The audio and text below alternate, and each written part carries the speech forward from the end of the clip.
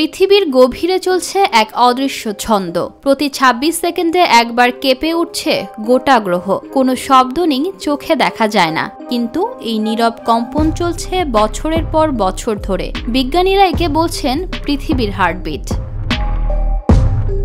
বহু দশক ধরে বিজ্ঞানীরা লক্ষ্য করে আসছেন এক রহস্যময় প্রাকৃতিক ঘটনা। একটা নির্দিষ্ট সময় অন্তর ঠিক ২৬ সেকেন্ড পর পর পৃথিবীর গভীর থেকে উঠে আসে এক ক্ষীণ কম্পন। এই কম্পন না কোনো ভূমিকম্প, না কোনো বিস্ফোরণের ফল, বরং এটি এমন এক অজানা সংকেত যা আমাদের গ্রহের গভীরে চলমান এক নিঃশব্দ প্রক্রিয়ার ইঙ্গিত দেয়। এই অদ্ভুত কম্পনকে বলা হয় ২৬ সেকেন্ড মাইক্রোসিসমিক ব্যান্ড। এটি প্রথম নজরে আসে ১৯৬০-এর দশকে, আর তখন থেকে গবেষকরা এর উৎস খুঁজে চলেছেন।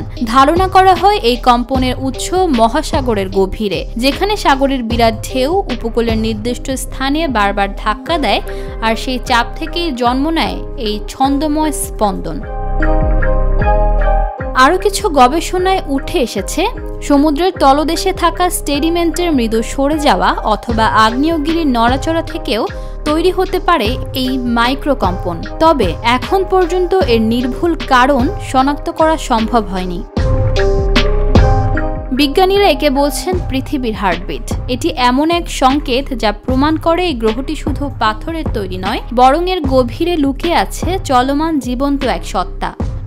প্রযুক্তির উন্নতির সঙ্গে সঙ্গে হয়তো একদিন জানা যাবে এই রহস্যের মূল উৎস। সীতা রহমান, নিরপেক্ষ নিউজ ডেস্ক।